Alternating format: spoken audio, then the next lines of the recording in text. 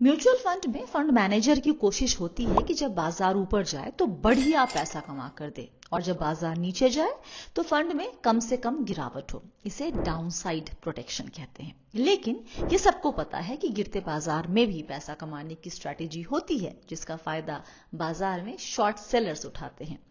Mutual fund managers को इस तरह की स्ट्रैटेजी इस्तेमाल करने की इजाजत नहीं है। लेकिन अब एक नया ऑप्शन है हमारे सामने जहां फंड मैनेजर इस स्ट्रैटेजी का इस्तेमाल कर सकते हैं। इस ऑप्शन का नाम है specialized investment fund, in short SIF, जहां फंड मैनेजर शॉर्ट सेल भी कर सकेंगे। ये SIF एकदम नए हैं बाजार में और कुछ ही दिनों में आपको इनके एड्स दिखने शुरू हो जाएंगे। इस पर चर्चा होगी, डिस्ट्रीब्यूटर्स एंड रिलेशनशिप मैनेजर्स आपको इसमें निवेश करने को कहेंगे। तो बी वेल्दी के व्यूअर्स होने के नाते सबसे पहले समझ लीजिए कि ये SIF है क्या। बहुत हद तक म्यूचुअल फंड की तरह है लेकिन कई मायने में अलग भी है। SIF से जुड़े हर किस्म के सवाल और जवाब हैं आज के वीडियो में, और जवाब दे रहे हैं मिरे एसेट म्यूचुअल फंड के associate director, head business strategy products and international business, Vaibhav Shah. बहुत बहुत शुक्रिया वक्त निकालने के लिए वैभव। बी वेल्दी के लिए एक ऐसा टॉपिक है ये जिसपे बहुत क्यूरियोसिटी है लोगों की, और बी वेल्दी के पास खासकर व्हाट्सएप पे, ईमेल पे बहुत सारे सवाल भी आए हैं और ये रिक्वेस्ट कि SIF के ऊपर एक डिटेल वीडियो बनाइए। तो हम शुरुआत एकदम इस वीडियो में हम एकदम बेसिक चीज़ें सीखेंगे कि ये SIF क्या है, किसके लिए है, कैसे काम करता है। तो और उम्मीद करते हैं कि जवाब सुनने के बाद लोगों को बहुत सारी क्लैरिटी मिल जाएगी। तो पहला सवाल जो है यहाँ पर ये कि ये SIF स्पेशलाइज्ड इन्वेस्टमेंट फंड क्या है और ये म्यूचुअल फंड से डिफरेंट कैसे है। श्योर।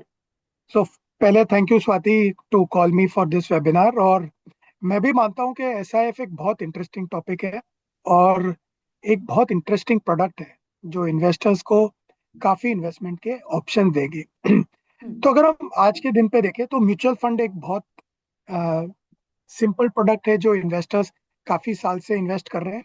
और आप जानते हैं कि म्यूचुअल फंड की टिकट साइज इन्वेस्टिंग की काफी कम है। आप लमसम इन्वेस्टमेंट 1000 या 5000 रुपीज से चालू कर सकते हैं। और आजकल तो SIP 99 रुपीज या 100 रुपीज में भी आप कर सकते हैं। पर थोड़े इवॉल्व प्रोडक्ट है जैसे PMS में टिकट साइज है 50 लाख रुपीज। AIF जो अल्टरनेट इन्वेस्टमेंट फंड है उनकी टिकट साइज है 1 करोड़। तो बहुत सारे इन्वेस्टर्स है जिनको थोड़े स्पेशलाइज्ड फंड्स चाहिए, डिफरेंशिएटेड प्रोडक्ट स्ट्रेटजीज चाहिए। उनके लिए PMS और AIF टिकट साइज काफी ज्यादा थी, 50 lakhs और 1 करोड़। और उनके लिए access to some of these different products available नहीं था।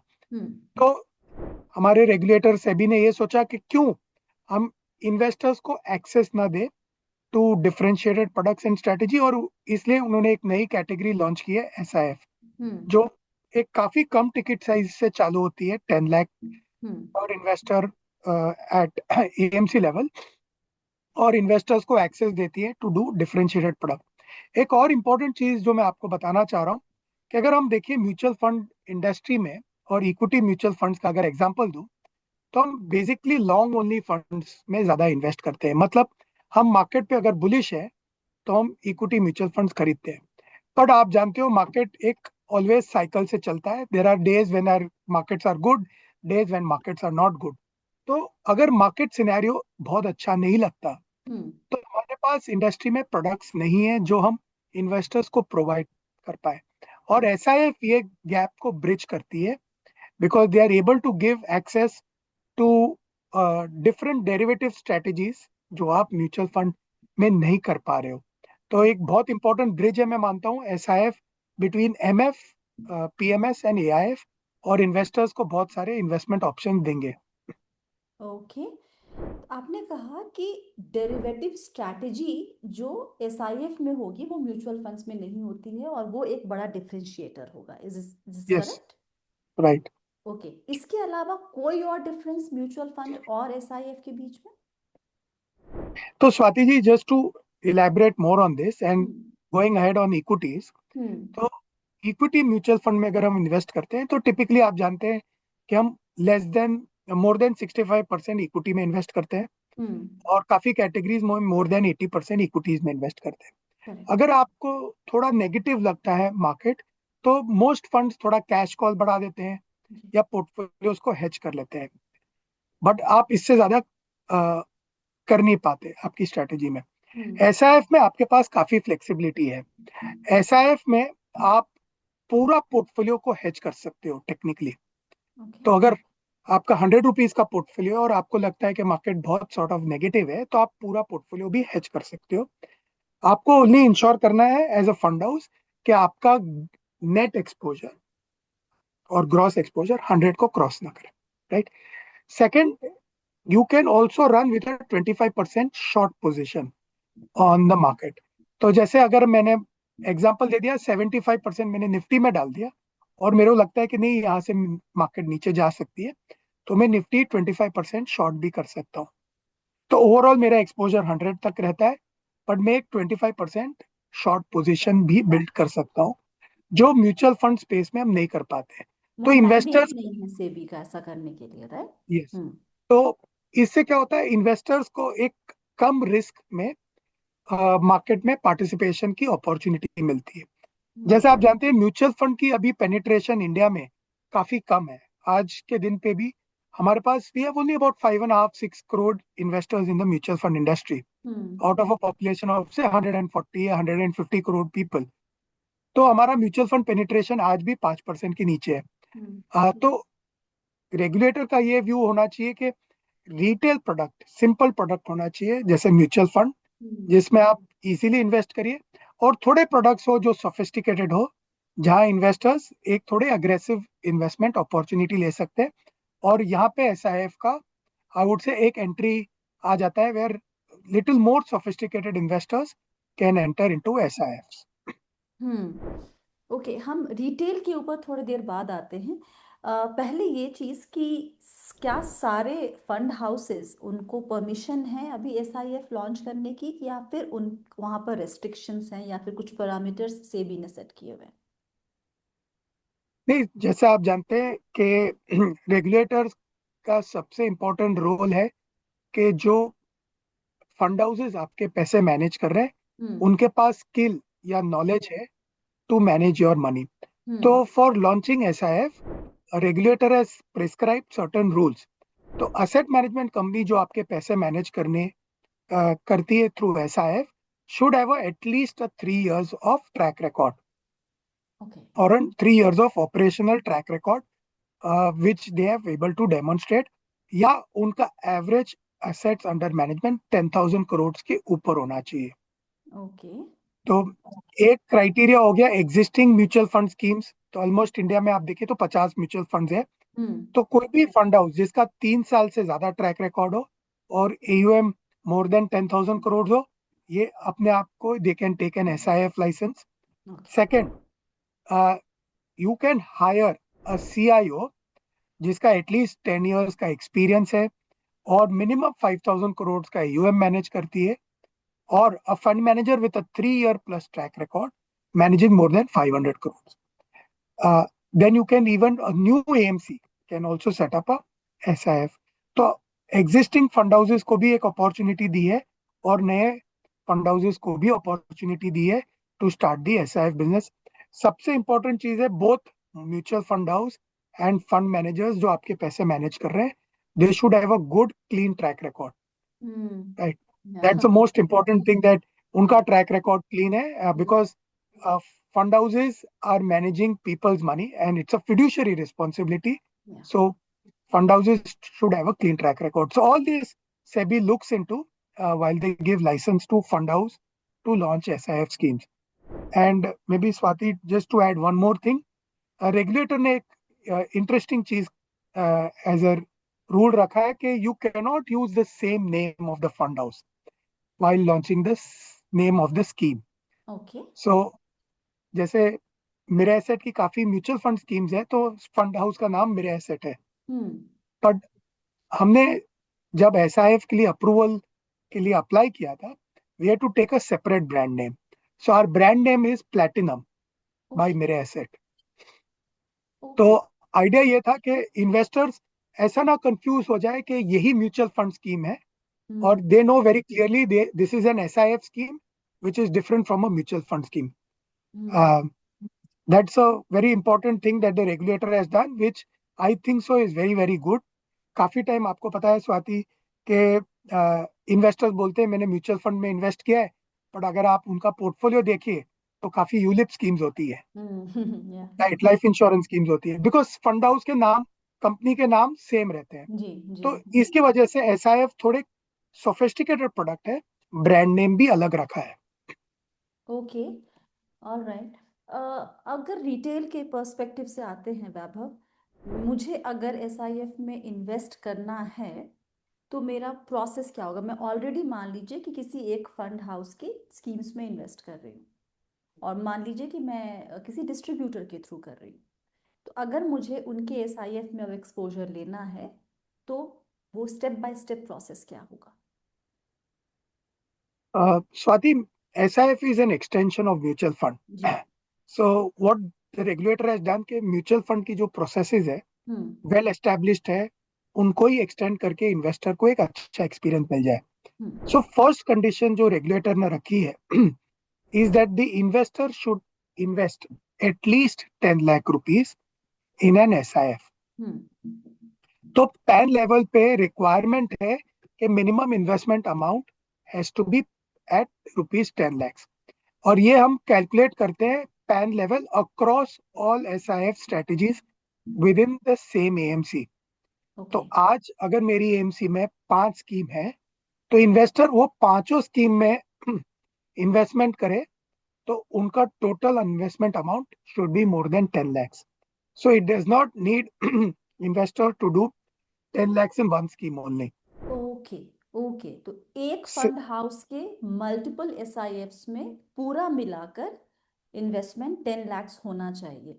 लेकिन अगर Absolutely. शुरुआत कर रहे हैं हम, मान लीजिए वैभव कि अगर किसी के यहाँ सिर्फ 2 ही एसआईएफ अभी लॉन्च हुआ है और Hmm. मैंने दोनों में करना है, तो मुझे क्या 5-5 दोनों में डालना होगा, या किसी के यहाँ एक है तो मुझे वहां पर इकट्ठे 10 लाख देना होगा?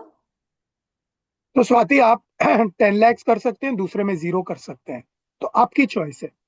हम्म so minimum investment across all SIF has to be 10 lakhs। और जैसे आप जानते हो SIF तो एक नया कैटेगरी जस्ट इवॉल्व हुआ है, जी जी। तो most fund houses will launch their first scheme. तो फर्स्ट स्कीम आएगी तो इन्वेस्टर्स के पास एक्सेस अपॉर्चुनिटी नहीं ऑप्शंस है, ही ज्यादा नहीं होंगे। तो उनको हाँ। 10 lakhs ही इन्वेस्ट करना पड़ेगा। मे बी अ ईयर और टू हम्म लेटर ऑन, जैसे फंड हाउसेस की धीरे धीरे काफी स्कीम हो जाएगी and investors when they start investing वो डाइवर्सिफाई कर पाएंगे इनटू मल्टीपल स्कीम्स। यहाँ पर आप जब डाइवर्सिफिकेशन की बात कर रहे हैं तो मैं थोड़ा सा 2 स्टेप पीछे जाना चाह रही हूँ। इक्विटी में हमें पता है कि डाइवर्सिफिकेशन में आप मार्केट कैप लेवल पे करते हैं, आप स्ट्रैटेजी के इस पे करते हैं, वैल्यू है, ग्रोथ है, बहुत सारे लेवल्स पे आप डाइवर्सिफाई करते हैं। एसआईएफ में डाइवर्सिफिकेशन किस तरीके से मुझे दिखेगा? तो Swati, currently regulator has approved 7 schemes अच्छा। Under SIF। हम्म तो 3 कैटेगरीज है अंडर इक्विटी, हम्म 2 कैटेगरी है हाइब्रिड में, और हम्म 2 है फिक्स्ड इनकम में। तो ये मिलके 7 कैटेगरीज है जो रेगुलेटर ने अभी अलाउ की है for approve. Us to launch. Hmm तो इक्विटी साइड पे जैसे 3 स्ट्रेटेजी अलाउड है। एक है दैट यू कैन इन्वेस्ट से इन नॉन टॉप 100 कंपनीज। हम्म तो नॉन टॉप 100 कंपनीज मतलब इफेक्टिवली आपका मिड एंड स्मॉल कैप ज्यादा हो जाएगा उस फंड में। ओके। और एक है इक्विटी लॉन्ग शॉर्ट, तो आप large cap, mid cap, small cap कोई भी चाहो उसमें कर सकते हो। तो ये हो गया सेकंड कैटेगरी। और थर्ड कैटेगरी हो गया सेक्टर लॉन्ग शॉर्ट, जिसमें आप कोई एक सेक्टर पे पॉजिटिव हो सकते हो, एक पे नेगेटिव हो सकते हो। तो आप एक सेक्टर को लॉन्ग कर सकते हो, दूसरे सेक्टर को शॉर्ट कर सकते हो। फॉर एग्जाम्पल, जैसे अभी काफी अनसर्टेनिटी चल रही है मार्केट में, तो हम्म आपको लगता है कि I can go overweight on banks and I can go short on may be IT और हम्म फार्मा सेक्टर। हम्म तो आप एक दो सेक्टर ओवरवेट जा सकते हो, एक दो सेक्टर अंडरवेट हो जाते हो। तो ये हो गई 3 कैटेगरी इक्विटीज की। वैसे फिक्स्ड इनकम और हाइब्रिड में भी अलाउ की है। तो 7 categories are allowed by the regulators to hmm start SIF investments. Okay. तो काफी इन्वेस्टमेंट अपॉर्चुनिटीज रहेगी across these three asset classes. Okay, and coming back to how to go about it, so मुझे अगर invest करना है और अगर मुझे खुद से करना, चलिए यहाँ पे हम डिस्ट्रीब्यूटर को थोड़ा साइड कर देते हैं, मैं अभी तक डायरेक्ट इन्वेस्टमेंट करती हूँ। और तो क्या मैं क्योंकि आपसे बात हो रही है तो मैं मेरे का नाम ले रही हूँ, लेकिन सिर्फ उदाहरण के लिए ले रही हूँ, ये हम कोई प्रमोशन वाला वीडियो एकदम नहीं कर रहे, मैं ये एकदम से क्लियर कर Correct. दूं अभी वीडियो में। तो अगर मुझे मान लीजिए कि क्या मैं मेरे के वेबसाइट पे जाके मैं डायरेक्टली एसआईएफ में इन्वेस्ट कर सकती हूँ? नहीं, सो रेगुलेटर ने Swati ji both option allow किए हैं। हम्म। रेगुलर इन्वेस्टमेंट करिए और डायरेक्ट इन्वेस्टमेंट्स करिए, अच्छा, दोनों ऑप्शन अलाउड है। यहाँ पर भी दोनों मेनली है। मैंडेटरीली इन्वेस्टर को अपनी केवाईसी और डॉक्यूमेंटेशन देनी है, और एसआईएफ की एप्लीकेशन फॉर्म उनको ईएमसी को सबमिट करनी है। Now, ये एप्लीकेशन फॉर्म जो एसआईएफ की है वो थोड़ी डिफरेंट है from mutual fund application form. Okay. But एक चीज जो ये मेरा व्यू है, which hmm. I think I want to share with all your listeners, hmm. Is के एसआईएफ एक थोड़ा कॉम्प्लेक्स प्रोडक्ट है and hmm. First time to be launched in India. Hmm. तो जैसे अगर देखिए तो लार्ज कैप फंड अगर आप कैटेगरी देखोगे तो हम्म। मोरलेस सब लार्ज कैप फंड सेम लगते हैं, मतलब of course even each one will have a different style and portfolio, but आप सबको एक साथ अगर इकट्ठा करें तो मोरलेस सिमिलर है। हम्म।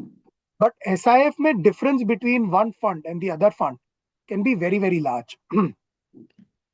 और अगर हम एज एन इन्वेस्टर खाली रिटर्न देख के अगर इन्वेस्ट करेंगे और रिस्क को अंडरस्टैंड नहीं करेंगे तो it will give not a very appropriate experience to investors. Hmm. तो मेरा ये मानना है, बिकॉज एसआईएफ एक नई कैटेगरी है, हम्म। रेगुलेटर ने भी एक सेपरेट एग्जाम रखी है for distributors to pass. So okay. there is a three different exams they have to pass, which includes currency, interest rates, and derivatives on equity markets, all three segments, and it's a tough exam to give. So the hmm. regulator wants that the person who's also distributing this product understands various markets, interest rate cycle, currency markets, equity markets, and how derivative strategies are done. मैं मानता हूं कि retail investors को directly करना थोड़ा difficult पड़ सकता है। हम्म। They should take help of the advisor hmm. because it's a slightly more complex product. Hmm. Of course, mutual funds and everyone will allow both options. अच्छा। So there is no restriction, but to differentiate between two products, investors will have to do a lot of research. And hmm. of course, people like you are very important to educate investors on how they should make that decision making. But कोई भी नया product होता है तो आप जानते हो थोड़ा कॉम्प्लेक्स रहता है और हम्म। समझने में टाइम लगता है। ओके, जैसा एग्जैक्टली म्यूचुअल फंड में हुआ था, काफी लंबे वक्त तक आप सिर्फ और सिर्फ रेगुलर प्लान में इन्वेस्ट करते थे, तब डायरेक्ट प्लान का ऑप्शन नहीं आया था। लेकिन एक बार जब रेगुलेटर को ये लग गया कि अब मेरा जो तबका है निवेशकों का वो थोड़ा थोड़ा समझने लगा है और खुद से करेक्ट। मैनेज कर सकता है, तब जाकर उन्होंने डायरेक्ट की इजाजत दे दी। यहाँ पर आपके सामने ऑप्शन हमेशा रहेगा, लेकिन ये कॉम्प्लेक्स प्रोडक्ट है और आप थोड़ा सा एक्सपेंस रेशियो का फर्क क्योंकि रेगुलर डायरेक्ट का रहता है वो हमेशा रहेगा, उस चक्कर में सीधे ना कूद जाए। तो जो भी ऑथोराइज्ड डिस्ट्रीब्यूटर होंगे वो एग्जाम कहाँ पे देना होता है उन्हें, वैभव, वो एनआईएसएम का कोई एग्जाम क्लियर करना होगा कुछ? एनआईएसएम की एग्जाम है। ओके, ऑल राइट, तो आप उनके थ्रू अगर लेंगे तो शुरुआत में एटलीस्ट आपको एक हैंड होल्डिंग मिल जाएगी और आपको ये प्रोडक्ट समझने में थोड़ा आपको वक्त मिलेगा, आसानी होगी। ऑल राइट, तो अब इसके आगे आपने कहा एक्सपेंस रेशियो का फर्क उतना ही रहेगा जितना कि हम म्यूचुअल फंड में भी देखते हैं, या फिर उससे थोड़ा ज्यादा है फर्क यहाँ? हाँ, मैं मानता हूँ क्योंकि ये कैटेगरी एक नई कैटेगरी है, हम्म। आइडिया है कि आप थोड़े डिफरेंशिएटेड प्रोडक्ट ऑफर कर सकते हैं टू इन्वेस्टर्स। हम्म। और अ, अगर हम देखें तो आप लॉन्ग भी कर सकते हैं और शॉर्ट भी कर सकते हैं। हम्म। तो एक ज्यादा स्किल या डिफरेंट स्किल भी चाहिए to manage these products. Hmm. So product some of the categories will have lower expenses, जैसे फिक्स्ड इनकम डेट कैटेगरीज है, वहाँ एक्सपेंसेस कम रहेंगे। हाइब्रिड कैटेगरी है, वहाँ भी शायद एक्सपेंसेस मीडियम टू ये रह सकते हैं। इक्विटी कैटेगरी में मानता हूँ एक्सपेंसेस शायद जो हमारे नॉर्मल म्यूचुअल फंड के एक्सपेंसेस है उसके आजू बाजू ही रहेंगे। ओवरऑल इसमें काफी स्किल इन्वॉल्व है। जैसे आपने बताया, don't try and save few basis points because you can lose a lot of percentage points. Hmm Uh, so it pound foolish and penny wise pound foolish जैसा हो जाता है. I would always believe कि proper assessment करिए, look at the product and look at the manager who's managing your product, and that will be very very important. But expenses will not be too out of what the mutual fund structures are. Hmm But all fund houses will have the flexibility कि वो अपने different styles, different cost structures में launch करें. Okay. SEBI ने कुछ mandate दिया हुआ है क्या इसके ऊपर कि ये मैक्सिमम कैपिंग लगाई है क्या एक्सपेंस रेशियो पे वैभव? नहीं, more or less I would say that mutual fund cost structures जैसे ही रहेंगे. हम्म That's the idea of the regulator. और अगर आप देखें तो one important element is taxation which is there for SIF. They will also try to keep it at same with mutual funds. तो regulator का भी एक main thought ये है कि now retail investors and HNI investors are now used to investing in mutual funds as well. Hmm Let's not change the journey too much. Hmm Investors को same seamless journey देने की एक इच्छा है, which we also hope that the investors will face when they invest. अच्छा, जैसे ही हम बोलते हैं कि हम कुछ नया लेकर आ रहे हैं, नया प्रोडक्ट है सिमिलर टू म्यूचुअल फंड, क्योंकि यहाँ पैसे पूल हो रहे हैं और फिर इन्वेस्ट हो रहा है वहां तक, लेकिन स्ट्रैटेजीज का फर्क रहेगा। तो एक एक्सपेक्टेशन होती है दो। मैं हमेशा रिटर्न की बात नहीं करती हूँ, लेकिन रिस्क के एंगल से भी अगर देखें हम, तो उसे आप कैसे असेस करते हैं एसआईएफ में?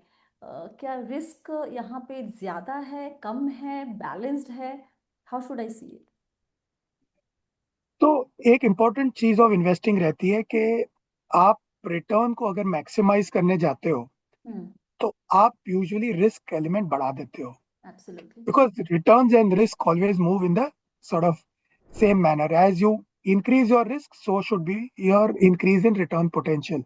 हम्म Idea of SIF category is कि आप रिस्क को थोड़ा मिटिगेट करिए, रिड्यूस कर दिए, hmm and you improve the risk adjusted return. मतलब return divided by the risk element of the और the volatility of the portfolio. शायद थोड़ा टेक्निकल वर्ड यूज कर रहा हूं, बट आइडिया है कि इन्वेस्टर्स को कम रिस्क में बेटर रिटर्न बने.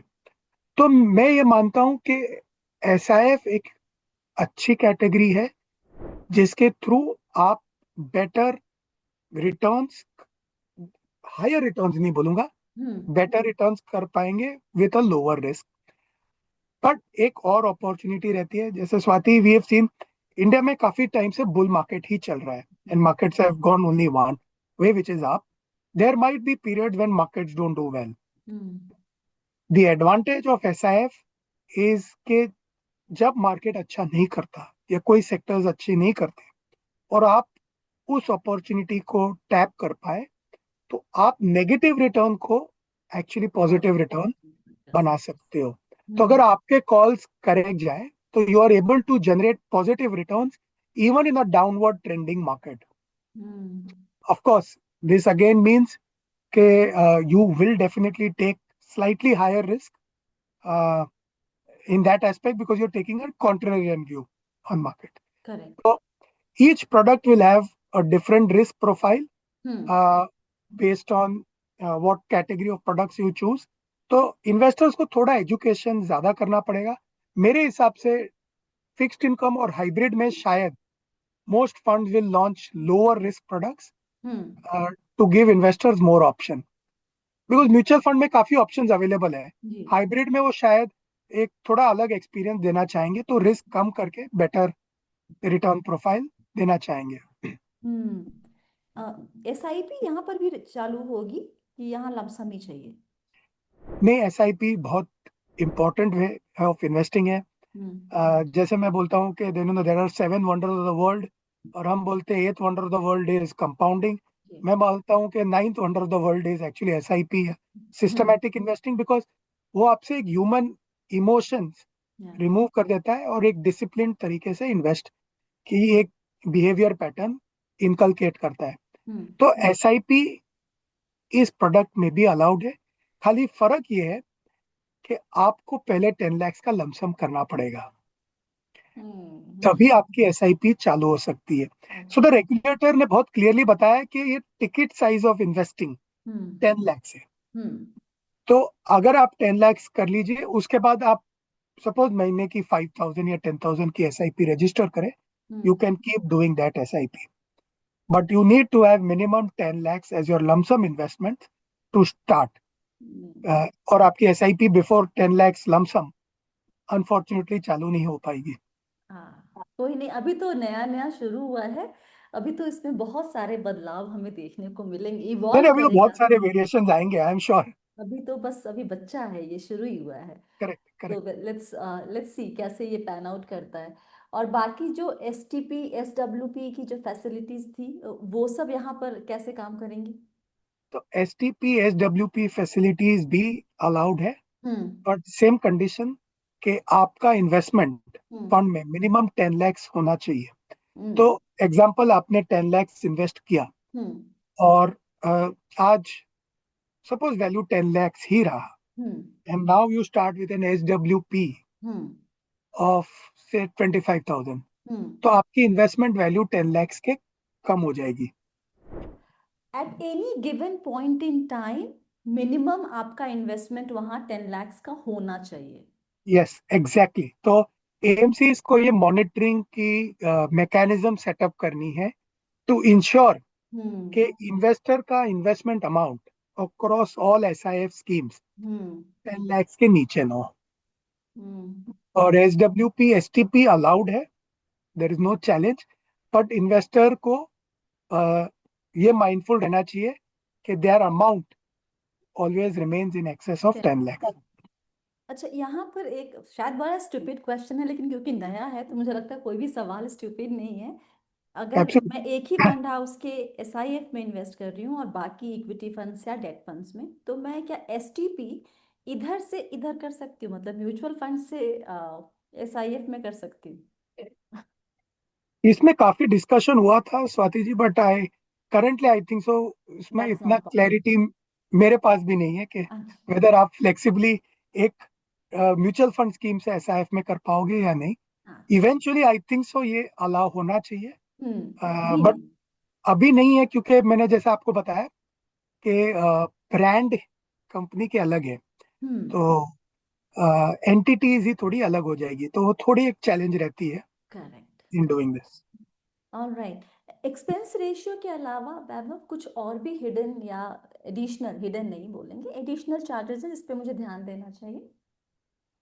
नहीं, आई थिंक म्यूचुअल फंड सबसे ट्रांसपेरेंट इन्वेस्टमेंट व्हीकल है, हम्म। जहाँ आपके सब कॉस्ट बहुत अच्छे से फैक्ट शीट में दिख जाते हैं। तो आप जब इन्वेस्ट करते हैं तो आपको बहुत क्लियरली दिख जाता है ये मेरा कॉस्ट है। हम्म। और एक कॉस्ट जो दिखता नहीं है in maybe fact sheet is when fund keeps buying and selling shares और सिक्योरिटीज और हम्म। डेरिवेटिव स्ट्रेटेजीज करते हैं, तो एक ब्रोकिंग चार्ज लगता है। ऑफ कोर्स वो भी एक कैप्ड है कि इतने, इसके ऊपर यू कैन नॉट पे ब्रोकरेज, वो जो एनएवी में एडजस्ट हो जाता है। तो मेरे पास बाकी तो जो आ अगर रहा हम, है वो पूरा सब कुछ एक्सपेंस रेशियो के तहत आता है, और वो एनएवी में एडजस्ट होता है, और फिर मेरे पास आ रहा है, तो मुझे यस अलग से यस, कोई और चार्जेस नहीं देने नहीं पड़ते। नहीं, एग्जिट लोड क्या है यहाँ पर, और क्या है lock in period kind of stuff? देखो यहाँ पे है ना, अगेन एसआईएफ एक यूनिक प्रोडक्ट कैटेगरी है, क्योंकि आप अलग अलग स्ट्रक्चर्स कर सकते हो। जैसे आपने देखा होगा आजकल ज्यादातर mutual funds open ended schemes है, जी। और आप जब चाहते हो आप एंट्री या एग्जिट कर सकते हो।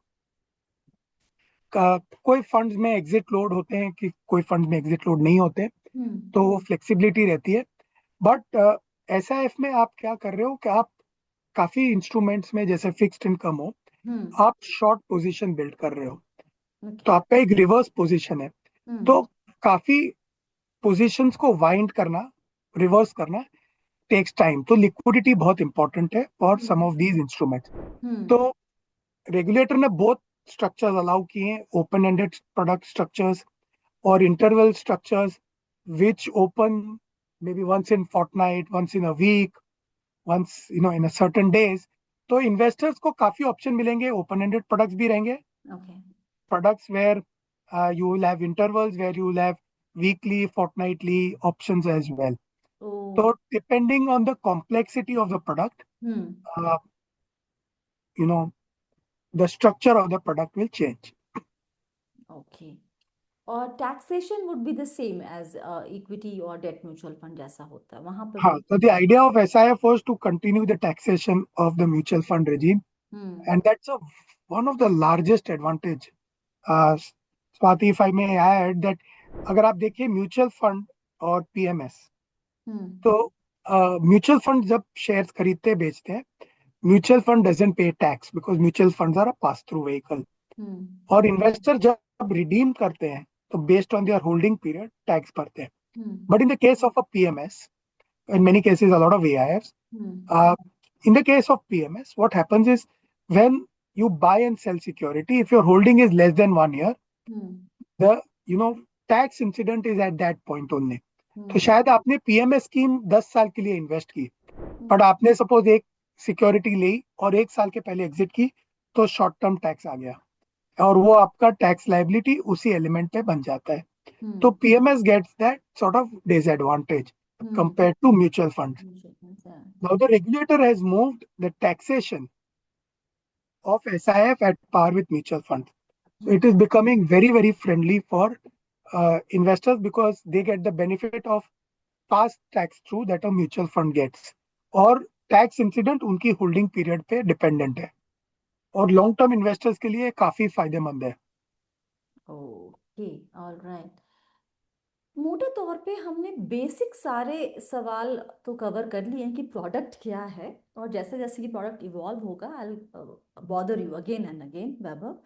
लेकिन अभी जो बी वेल्थ के सब्सक्राइबर्स हैं उसमें से कई आई थिंक मैक्सिमम 35 40 45 के रेंज में हैं जिन्होंने 10 12 साल इन्वेस्ट किया हुआ है जिनका कॉर्पस अब ठीक ठाक दिखता है उनको. बहुत सारे लोग अब सोच रहे हैं कि क्या मैं म्यूचुअल फंड का अगर मान लीजिए कि हाइपोथेटिकली 1 करोड़ का कॉर्पस है मेरे पास मैं उसमें से 10 लाख निकाल कर मैं यहाँ डाइवर्सिफाई करूँ क्या. आपको लगता है कि ये सही रास्ता या सही अप्रोच है. सेकंड क्वेश्चन अगर ये अप्रोच सही नहीं तो किस तरह के इन्वेस्टर के लिए है ये SIF. फॉर श्योर कि सीजनड जो है इन्वेस्टर्स. तो how should one approach this product. तो Swati, very good question that you asked. एक चीज जो मैं मानता हूँ कि म्यूचुअल फंड ने एक बहुत अच्छा ट्रैक रिकॉर्ड डेमोन्स्ट्रेट किया है ओवर 20 years 30 years. तो अगर हम देखें आज ये industry almost 75 lakh crore plus की हो गई है. एक बहुत ही अच्छा ट्रैक रिकॉर्ड हमने इन्वेस्टर्स को शो किया है. तो म्यूचुअल फंड हमारा सबसे इम्पोर्टेंट प्रोडक्ट पोर्टफोलियो में होना ही चाहिए क्योंकि बहुत ट्रांसपेरेंट है, क्लीन स्ट्रक्चर है, डेमोन्स्ट्रेटेड ट्रैक रिकॉर्ड है, बेस्ट फंड मैनेजर्स है. तो म्यूचुअल फंड हमारे लिए एक बहुत इंपॉर्टेंट इन्वेस्टमेंट ऑप्शन रह ही सकता है. बट जैसे मैंने बताया कि म्यूचुअल फंड में आप एक typically one side view of the market लेते हैं. करेक्ट. और आपको अगर लगता है कि मार्केट यहाँ से शायद साइडवेज रहेगा या करेक्शन मोड में रह सकता है, यहाँ पे आप SIF को एक एडिशन टू योर पोर्टफोलियो कर सकते हैं. और as SIFs will start developing a track record, you can start increasing your allocation to SIF. But I would say investors should not give more than 10-20% of their allocation to SIFs till they create a demonstrated track record. तो 10-20% से ज्यादा नहीं देना चाहिए. Second is I know ticket size थोड़ी ज्यादा है 10 lakh. Of course you can diversify across the fund house. तो आपने एक चीज देखा होगा कि जैसे हमारी इंडियन क्रिकेट टीम 2020 की और 50 ओवर की टेस्ट मैच की तीनों टीम अलग है, प्लेयर्स भी काफी अलग है, बॉलर्स, बैट्समैन, एवरीथिंग. तो ये स्पेशलाइज्ड स्किल सेट है to manage mutual funds, to manage SIF strategies, etc. So you have to bet with the right fund house, the right managers. तो आपको देखना चाहिए वो फंड हाउस जिसके पास अच्छे प्रोसेसेस है, जो आपके all types of investments manage कर सके, क्योंकि आपकी टिकट साइज थोड़ी लार्जर है 10 lakhs एंड अबव. तो आप अ, ये बहुत इंपॉर्टेंट है कि उनके प्रोसेसेस देखिए, and once you start investing and you have multiple schemes of the fund house, आप उनके हाइब्रिड स्कीम्स में इन्वेस्ट करिए, इक्विटी में करिए, डेट में करिए, तो आपकी टिकट साइज भी आप डाइवर्सिफाई कर पाएंगे। ओके, जस्ट एक लाइन में बताएं अगर कि म्यूचुअल फंड इन्वेस्टर्स को क्यों एसआईएफ में इन्वेस्ट करना चाहिए, just one line. Simple one line, आपको एक डिफरेंट कैटेगरी मिलती है। हम्म जैसे mutual funds only bullish market scenario के लिए अच्छी रहती है, साइडवेज बेरिश मार्केट के लिए म्यूचुअल फंड्स इतनी राइट परफॉर्मेंस नहीं दे पाती, जो आपको एसआईएफ हेल्प कर सकता है to generate better returns in a okay sideways और a correcting market scenario. Okay, minimum investment tenure जैसे हम म्यूचुअल फंड या इक्विटी में कहते हैं कि 5 साल से ऊपर, 7 साल से ऊपर, जिसका भी, तो यहाँ पर एक मिनिमम टेन्योर क्या लेके चले दिमाग में? मैं मानता हूं क्योंकि ये थोड़ी सोफिस्टिकेटेड स्ट्रेटजीज है, हम्म आपको फंड मैनेजर को थोड़ा ज्यादा टाइम तो देना ही चाहिए। ओके इक्विटी में हम बोलते हैं कि इन्वेस्टिंग एटलीस्ट 3 इयर्स होना चाहिए। हम्म मैं यहाँ पे मानता हूँ कि 3 साल तो आपको यहाँ पे भी इन्वेस्ट मिनिमम मिनिमम करना ही चाहिए, सो दैट आप एक अच्छी साइकिल को देख पाए और मैनेजर के track record in both bull bear market या साइडवे मार्केट में आप देख पाए। तो 3 साल से 5 साल इन्वेस्टमेंट टाइम फ्रेम तो इस होना कैटेगरी को भी देना ही चाहिए। ओके। अच्छा, एक 10, आपने कहा 10 लाख से कम नहीं होना चाहिए किसी भी पॉइंट इन टाइम पे आपका इन्वेस्टमेंट, अगर मान लीजिए कम हो गया तो फिर क्या होता है? नहीं, तो इसमें दो चीज है, ये तो हम्म फंड हाउस को इंश्योर करना है कि 10 लाख के नीचे हो ही ना सके। अच्छा so which is your investment value at your investment, मतलब suppose Swati you had invested 10 lakhs और हम्म आज मार्केट करेक्शन की वजह से 9,50,000 हो गया, हम्म तो आपने कोई ब्रीच नहीं की बिकॉज वो तो मार्केट की वैल्यू कम हो गई है, हम्म तो उसमें कोई चैलेंज नहीं है, your value can remain, but investment value at cost अच्छा आपकी जैसे 10 lakhs होनी चाहिए हम्म while starting। तो this is the responsibility which is kept at the mutual fund level तो for अगर मुझे us इसे to ensure। रिडीम करना हो तो आप मुझे रिडीम ही नहीं करने देंगे जिससे मेरा 10 के कम हो जाए? तो हमको आपको पूरे 10 lakhs रिडीम करने पड़ेंगे। इंटरेस्टिंग। टीम इसकी जो होगी, जो एसआईएफ मैनेज करेगी, वो एकदम अलग होगी म्यूचुअल फंड जो मैनेज करते हैं उनकी टीम से? देखिए, जैसे मैंने आपको क्रिकेट टीम का एग्जांपल दिया, may hmm be I can continue with that example. Hmm काफी प्लेयर सेम भी रहते हैं, हम्म 2-3 स्पेशलाइज्ड प्लेयर आ जाते आ हैं जो जाए शायद 2020 में ज्यादा अच्छा करते हैं या टेस्ट में अच्छा करते हैं। जी तो मैं मानता हूँ कोर टीम जो होती है फंड मैनेजमेंट टीम की, वो काफी सेम रह सकती है, पर 2-3 स्किल्ड डिफरेंशिएटेड मैनेजर इनके लिए अलग रहेंगे, हम्म आ, हर स्ट्रैटेजी के लिए जो अलग होंगे। बाकी जो फंड हाउस की ओवरऑल टीम और प्रोसेस है, हम्म वो आप लीवरेज कर पाओगे एसआईएफ प्रोडक्ट्स में भी। ओके। और इसी के साथ हम यहाँ पे ख़त्म करते हैं सवाल जवाब का सिलसिला। इंटरेस्टिंग है, प्रोडक्ट बहुत ही सिंपल तरीके से वैभव ने आपको समझाने की कोशिश की है, लेकिन आई एम 110% श्योर कि आपके दिमाग में और 10,000 सवाल आए होंगे। वो आपको भेजना है नीचे कमेंट में या फिर व्हाट्सएप पे या फिर ईमेल आईडी, सब कुछ आपकी आपकी स्क्रीन पे दिख रहा होगा। आई मेक श्योर कि वो जो भी इसमें रेलेवेंट क्वेश्चंस हैं वो वैभव से ही मैं वापस से आपको जवाब दिलवाऊँ। तो आप सवाल भेजिए, फीडबैक दीजिए, वीडियो लाइक एंड शेयर ज़रूर करें क्योंकि नया प्रोडक्ट है, धीरे धीरे बात बनेगी, बढ़ेगी, आपका इंटरेस्ट आएगा, तो you should know everything from A to Z कि क्या है ये प्रोडक्ट। याद रखिए, आप है मेरे यानी स्वाति के साथ, और हम सब है बहुत ही सावधानी और समझदारी के साथ हम ये बनने के सफ़र पर। से थैंक्स टू वैभव, इतना वक्त दिया आपको समझाने के लिए, and thank you so much मेरी तरफ से भी वैभव वक्त देने के लिए। और मिलते थैंक यू, हैं थैंक बहुत यू। जल्दी नए वीडियो में। Stay blessed, healthy and be wealthy.